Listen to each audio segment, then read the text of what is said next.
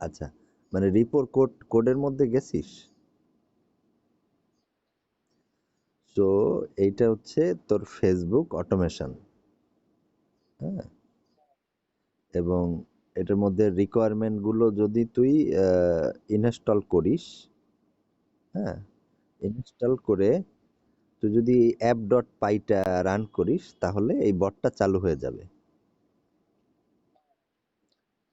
হুম, এখন এটার মধ্যে পোস্ট পেজ যে বটটা আছে সেটার মধ্যে পোস্টের জন্য যেভাবে তুই নেভিগেট করবি সেই কোডগুলো লেখা আছে, বুঝতে পারছিস? পোস্টের জন্য, এবং সেইটার প্যাটার্নটা হচ্ছে তুই যেভাবে লিখছিলি না, মনে আছে রিপ্লাইতে? মনে নাই তোর, কোড সাধারণত মনে থাকে না, বাট তোর মনে সেন্সটা আছে যে বোর্ড ডট পাইতে রিপ্লাইতে আমি যেভাবে লিখছিলাম সেভাবে আমি লিখছি। এখন রিপ্লাইতে তোর যেটা ছিল, তোর এক্সপেক্টটা ছিল একটা পোস্টের জন্যই। এখানে আমরা রিলেটিভ করছি, যে কোনো পোস্টই আমরা এখানে দিতে পারবো। হ্যাঁ, এখন আহ, হ্যাঁ, দাঁড়া, এখন এটা হচ্ছে পেজ পোস্ট। আর একটা হচ্ছে আমরা করছি মেসেজ কমেন্ট। মেসেজ কমেন্টটা হচ্ছে কি, একটা কমেন্টে গিয়ে সেই ইউজারটাকে খুঁজে তাকে হচ্ছে মেসেজ পাঠাই দেওয়া, বুঝতে পারছিস? ইউজারটাকে হচ্ছে মেসেজ পাঠাই দেওয়া। এখন ফেসবুক অটোমেশনের মধ্যে ফোল্ডারের মধ্যে সেটিংস ডট পাই আছে, দেখবি। হ্যাঁ, তো সেটিংস ডট পাইটা হচ্ছে তোর, দেখ এইটা তোরা তো জ্যাঙ্গো বেস ফ্রেমওয়ার্ক নিয়ে অনেক কাজ করছিস, মানে বিষয়টা অনেকটা ওই রকমই। হ্যাঁ, এখন ধর ১ নাম্বার বোর্ড যদি আমি চালাই, ডিফল্ট বোর্ড আমি এখানে লিখে রাখতে পারি যে ডিফল্ট বোর্ড কোনটা হবে, মানে অ্যাপ ডট পাইটা রান করলে আসলে কোনটা চলবে আসলে সেটা এখানে সেটিংস এর মধ্যে লিখে রাখতে পারি। হ্যাঁ, এখন এই যে কোডগুলা একটা ফ্রেমওয়ার্কের মতো হইছে না? ধর পেজ ডট পোস্ট, সেটাকে যদি আমি আরেকটা নতুন বট বানাই, সেই বটটার মধ্যে আমি ধর শুধু লাইক দিব। হ্যাঁ, একটা পোস্টের যত কমেন্ট আছে সেই কমেন্টে গিয়ে আমরা লাইক দিব সমস্ত পোস্টে। সো আমরা ওরকম ফাংশনালিটি আনবো, কিংবা আমরা হচ্ছে একটা পোস্টে গিয়া, ফেসবুক পোস্টে গিয়া সমস্ত পোস্টে রিপ্লাই দিব, র্যান্ডম রিপ্লাই আমরা আগে লিখে রাখবো। আমরা এরকম আরেকটা ফিচার আনবো, কিংবা আমরা যদি যখন রিপ্লাই দিছি, রিপ্লাই দেওয়ার পরে আমরা যে রিপ্লাইগুলো দিছি সবগুলো হচ্ছে এডিট করব, এডিট করে রিপ্লাইটা চেঞ্জ করে দেব, এরকম হচ্ছে ফিচার আনবো। কিংবা আমরা হচ্ছে আহ, যত রিপ্লাই দিছি একটা পোস্টে গিয়ে সবগুলো ডিলিট করে দেব, বুঝতে পারছিস? এরকম ফিচার আনবো। এখন তারপরে ধর একটা পোস্ট, হ্যাঁ, সেইটা আমি ১০টা গ্রুপে, হ্যাঁ, যেখানে আমার মেম্বারশিপ আছে সেই গ্রুপগুলো খুঁজে খুঁজে গিয়ে পোস্ট করে দেব। এখন এগুলো সবগুলোই হচ্ছে অটোমেশন, মেশিন কাজ করতেছে। আমি নিজ হাতে যা করতেছি মেশিন তাই করতেছে,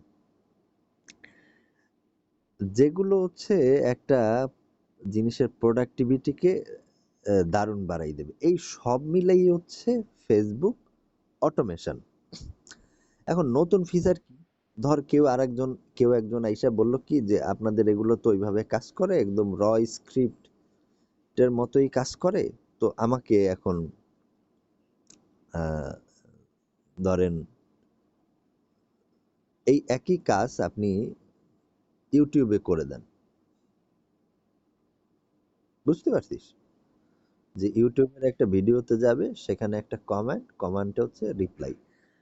এখন এই যে আমরা সমস্ত কাজ করতেছি, এগুলা স্প্যাম করে না? স্প্যামিং না?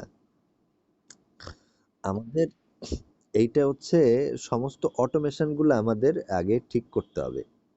হ্যাঁ, সমস্ত জায়গায় অটোমেশন গুলো আমাদের ঠিক করতে হবে। ফেসবুক, তারপরে লিঙ্কডইন, তারপরে ইউটিউব, তারপরে টুইটার। হ্যাঁ, কারণ আমরা ঠিক ডাইরেক্টলি গিয়া স্প্যাম করতেছি। কিন্তু আমি যদি টেক্সটটা গ্র্যাব করতে পারি, দ্বিতীয় সারফেস যেখানে আমি যেতে চাচ্ছি, বোঝা যাচ্ছে না কেটে যাচ্ছে? আচ্ছা, হ্যাঁ, আমাদের যে দ্বিতীয় সারফেস, মানে দ্বিতীয় যে স্টেপ, হ্যাঁ, এই অ্যাপ্লিকেশনে প্রথম স্টেপ হচ্ছে সমস্ত জায়গায় অটোমেটিকলি হচ্ছে স্প্যামিং করা কিংবা ডাটা পাঠানো আর কি। হ্যাঁ, মেসেজ পাঠানো, র্যান্ডমলি পোস্ট দেওয়া কিংবা কমেন্ট করা, যাতে করে স্প্যামিংটা ধরতে না পারে কোনো জায়গাতে। দ্বিতীয় স্টেপ হচ্ছে আমরা স্প্যামিং করব না, আমরা হচ্ছে একটা এনপিএল যেটা আছে, ন্যাচারাল ল্যাঙ্গুয়েজ প্রসেসর, ওরকম একটা এনপিএল ট্রেন করব। এই ক্ষেত্রে আমরা আরম্ভ করব হচ্ছে ফেসবুকের এনপিএল দিয়া। বুঝতে পারছিস? ফেসবুকের এনপিএল হচ্ছে মধ্যে উইট এআই আছে, ওটাকে ট্রেনিং করে আমরা টেক্সটটা গ্র্যাব করব এবং টেক্সটের একটা রিপ্লাই দিব। হ্যাঁ, এখন এআই দিচ্ছে, এআই যখন রিপ্লাই দিবে তখন আর এটা স্প্যাম হবে না। বুঝতে পারছিস? তখন আর এক ধাপ কাজ বেড়ে যাবে। যখন আমি রিপ্লাই দিব একটা এআই দিয়া, সেইটার রিপ্লাই তো আবার ওই পাশ থেকেও হচ্ছে যাকে রিপ্লাই দিছি সে সেইটার এগেনস্টে একটা রিপ্লাই দিবে না? এইটা হচ্ছে আমাদের দ্বিতীয় সারফেস। যখনই সরি, যখনই এআই একটা রিপ্লাই দিবে, এটার এগেনস্টে হচ্ছে আর একটা রিপ্লাই হচ্ছে ওই কমেন্টে যাকে রিপ্লাই দিছি সে দিবে। তখন আমাদের দ্বিতীয় সারফেস, তখন আমরা এক ধাপ ডিপে যাব অ্যাপ্লিকেশনটা, কারণ এখন স্প্যামিং নাই, এখন হচ্ছে ইন্টারাকশন আছে, কনসাস ইন্টারাকশন। তখন দ্বিতীয় সারফেসে গিয়ে আমরা ওই ডাটা জমাবো, হ্যাঁ, যেগুলো হচ্ছে রিপ্লাই, সেটাকে ট্রেনিং, এআইটাকে ট্রেনিং করব এবং এইটাকে পারফেক্ট করার চেষ্টা করব। এবং দেখ, তখন আমার ডাটাটা আসতেছে শুধু ফেসবুক থেকে না, ফেসবুক থেকে আসতেছে, ইউটিউব থেকে আসতেছে, টুইটার থেকে আসতেছে, লিঙ্কডইন থেকে আসতেছে। এবং ডাটাটা শুধুমাত্র কমেন্ট থেকে আসতেছে না, ডাটাটা কমেন্ট থেকে আসতেছে, মেসেজ থেকে আসতেছে, মানে সব জায়গার থেকে আমার ডাটা আসতেছে।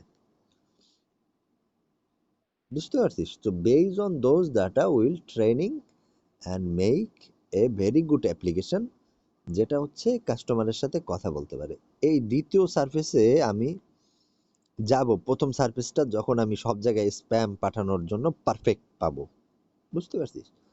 মেবি আমি ফেসবুক থেকে আর ডাটা নিচ্ছি না, কারণ ফেসবুকের যে প্যাটার্ন, ডাটার প্যাটার্ন কিংবা কমেন্টের যে প্যাটার্ন, ওটা তো সফিস্টিকেটেড কমেন্ট হয় না। ফালতু লোকজন এসে ফেসবুক থেকে ফেসবুকে কমেন্ট করে। হ্যাঁ, সো ফালতু লোকজন ফেসবুকে কমেন্ট করলো, প্রথমে আমার এআই এর জন্য তো আছে অনেক ডাটা দরকার একটা নর্মাল ট্রেন করার জন্য। তারপরে যদি আমি লিঙ্কডইনে যাই, তখন দেখবো যে আমি খুব স্মার্ট সফিস্টিকেটেড হচ্ছে সেন্টেন্স পাচ্ছি, একটা লোক লিখলে অনেক প্রিসাইসলি লেখার চেষ্টা করে। তখন আমি আমার এআইটাকে হচ্ছে স্মার্ট করতে পারতেছি। ইউটিউবের ক্ষেত্রে দেখা যায় যে অনেক এক্সাইটেড ডাটা মানুষ দিয়ে দেয়, হ্যাঁ খুব ভালো হয়েছে, দারুণ ভালো হয়েছে। ইউটিউব থেকে আমি অ্যাপ্রিসিয়েটিভ ডাটা পাচ্ছি। হ্যাঁ, টুইটার থেকে দেখা যাচ্ছে যে খুবই ভালো ডাটা পাচ্ছি, কারণ এখানে পলিটিশিয়ানরা আছে, এটি আছে, তাদের এগুলো ফলো করলেই তাইলে আমি অনেক ভালো ডাটা করব। এটা হচ্ছে দ্বিতীয় সারফেস। এখন দ্বিতীয় সারফেসে আমি আমার এআই কে ট্রেনিং করে ফেললাম, পুরোটাই হচ্ছে পুরোটাই হচ্ছে ইংরেজি ল্যাঙ্গুয়েজ বেস, বুঝতে পারছিস? নাও আমি হচ্ছে এটার মধ্যে একটা ট্রান্সলেটর একটা সিচুয়েশন তৈরি করব। কারণ আমি যদি বাংলা কেউরে ট্রেনিং করি, একটা সারফেস তৈরি করা মাঝখানে, এটা হচ্ছে তৃতীয় ধাপ। সারফেসটাতে কি হবে, যে তোর দ্বিতীয় ধাপে তো আমি ইংরেজি সব জায়গাতে গ্র্যাব করলাম, বাংলা যদি আমি লিখতে চাই তাহলে বাংলা বুঝতে পারে, এপিআই ট্রান্সলেট করতে পারে, এরকম একটা গেট আমার তৈরি করতে হবে। হ্যাঁ, গুগল ট্রান্সলেটর কিংবা অন্য ট্রান্সলেটরের এপিআই পাওয়া যায় এবং তারা একটা হ্যান্ডসাম রিপ্লাই দেয়, এটা ট্রান্সলেট করে। সো আমি যদি বাঙালিদের রিপ্লাই দেই, আমি বাংলাতেই দিব এবং বাংলা ফন্টেই দিব ট্রান্সলেট করে। তো যেটা হচ্ছে আমার প্রাইম ফিচার, বুঝছিস? It's a very sophisticated feature বাংলাদেশিদের জন্য, যেটা আমাদের অনেক প্রবলেম সলভ করে দেবে এবং it solve a lot of problem.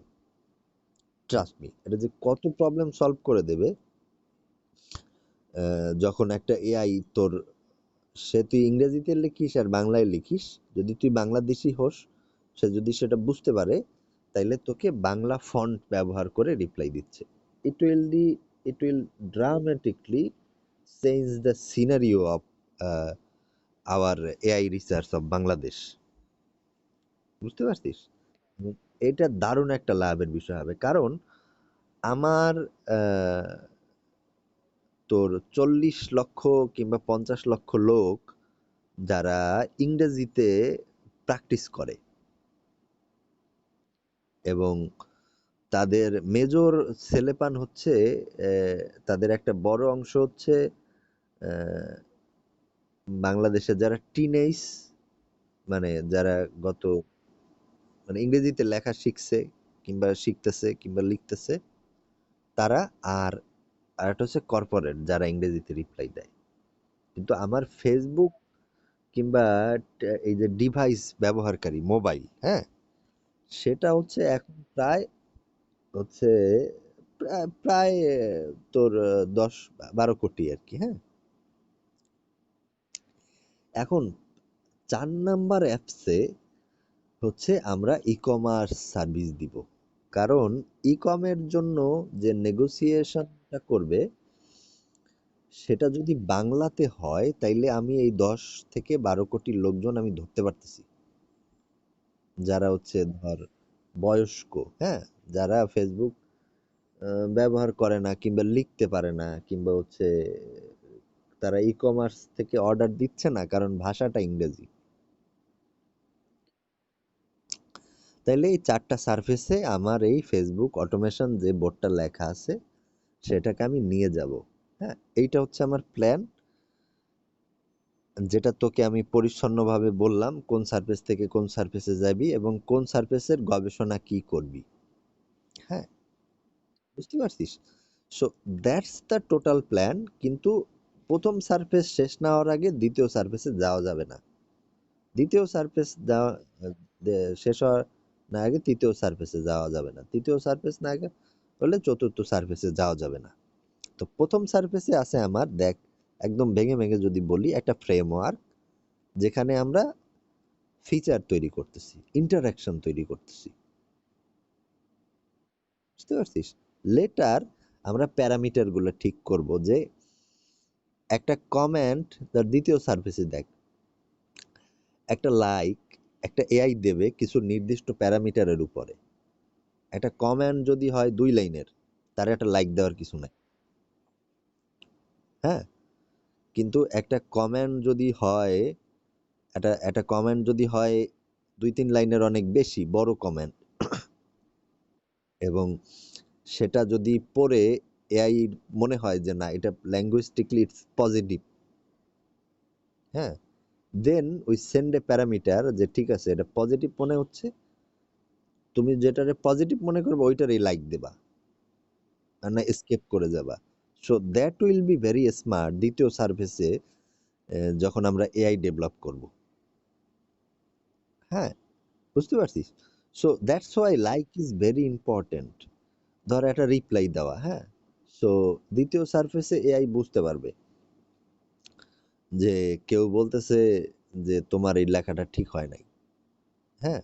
তো এআই তখন হচ্ছে বুঝতে পারবে যে ঠিক আছে এই লেখাটা আমি ২ লাইনের লিখছি, এই লেখাটার রিপ্লাই আসতেছে, রিপ্লাইতে হচ্ছে সে আরো ইলাবোরেট করছে, তাহলে আমি লিঙ্গুইস্টিকলি হচ্ছে এখন ২ লাইন লিখছি, এআই তে হচ্ছে আমার এটা একটু ইন ডেপথ লেখার জন্য এটাকে আমার ৫ লাইন লিখতে হবে। বুঝতে পারছিস? দেন দ্য রিয়েল ইন্টারাকশন হ্যাপেন। তো যে কারণে এই লাইক, কমেন্ট, রিপ্লাই, এই যে অপারেশন গুলো এগুলো খুবই ইম্পর্টেন্ট এবং আমাদের স্ট্যাটিক হচ্ছে অপারেশন থেকে আমরা রিলেটিভ অপারেশনের দিকে যাচ্ছি এবং সেখানেই আমাদের রিসার্চটা, হ্যাঁ, যাতে করে আমাদের করা যায়। সো এবং সেখানে তুই করবি এবং তোর দ্বিতীয় হচ্ছে এখানে এই অ্যাসাইনমেন্ট আজকের রাতের অ্যাসাইনমেন্টটা হচ্ছে যে এই যে ফেসবুক এই বটটা চালাবি, চালাই হচ্ছে যা হয় দেখবি, দেখে হচ্ছে এর একটা কোড হচ্ছে কপি কইরা একটা সার্ভিসের দ্বিতীয় একটা কোড বানাবি, এই যে মেসেজ মেসেঞ্জার পোস্ট কমেন্ট এইটাকে হচ্ছে কপি করে আর একটা বোর্ড বানাবি, বোর্ড বানাইয়ে সেটার মধ্যে একটা পোস্টে যে ও লাইক দিয়ে যাচ্ছে কন্টিনিউয়াসলি সেই ফাংশনালিটিটা তৈরি করবি। বুঝতে পারছিস? Okay, that will be all for today. হ্যাঁ,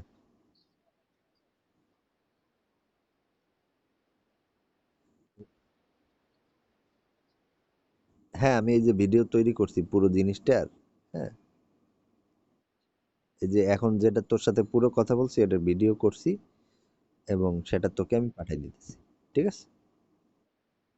ওকে, তো ইটস এ লট। জুয়েল, তাইলে দেখা হচ্ছে রাতের বেলা। Have a nice time. Bye by.